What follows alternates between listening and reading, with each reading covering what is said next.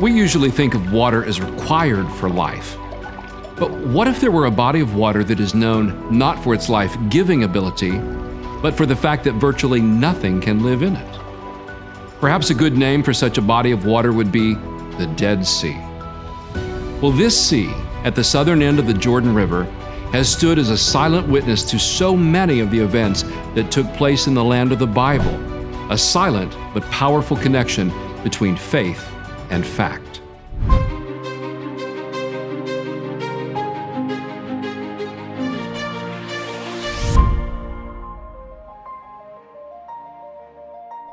The Dead Sea, located in the very arid desert region of Israel, is the lowest body of water on earth.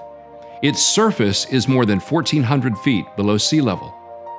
Visitors descend down and down to finally reach its banks. When they arrive, they are greeted by one of the world's saltiest bodies of water.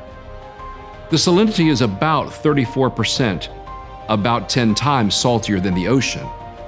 This means that nothing except a very small amount of bacteria and fungi can live in its waters. The water is so salty that it feels slippery, almost oily in your fingers, and a person can easily float on its surface. From ancient times, it was believed to have healthful benefits, so it was an early therapeutic resort used by Herod the Great and others as they came to enjoy its waters.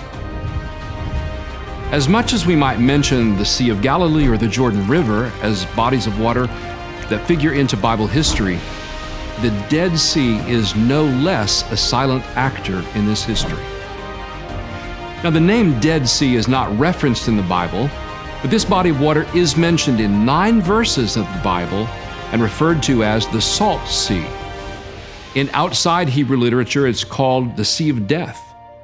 It was frequently mentioned in relation to the boundaries of tribes or nations, or to help identify roads and travel ways. In the book of Genesis, the Battle of the Kings took place in the Valley of Siddim, which the Bible says is the Salt Sea. The cities of the plain, including Sodom and Gomorrah, were located around the southern edge of the Dead Sea.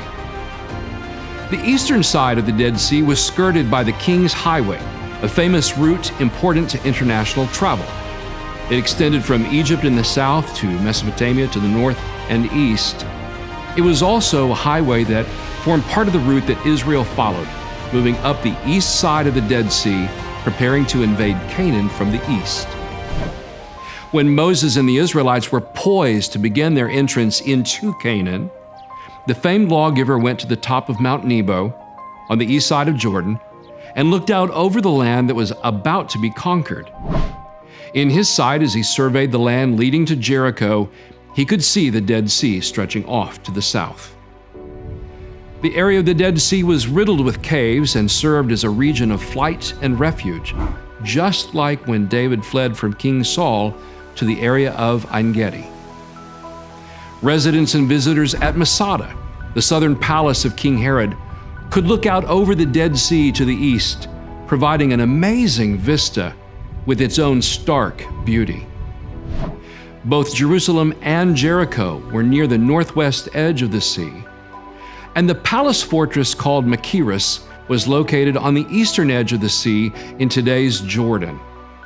According to the first century Jewish historian Josephus, it was at Machaerus that John the Baptist was held and finally executed at the order of Herod Antipas. And the bulk of the Dead Sea Scrolls, some dating back to the era of Jesus himself, were discovered at the community of Qumran on the western edge of the sea. So visitors today may be drawn to the Dead Sea out of curiosity, a desire to feel the slippery waters, or to look at the salt formations. But for millennia, these waters have served as a backdrop for numerous biblical events, providing a powerful connection between faith and fact, right here in the land of the Bible.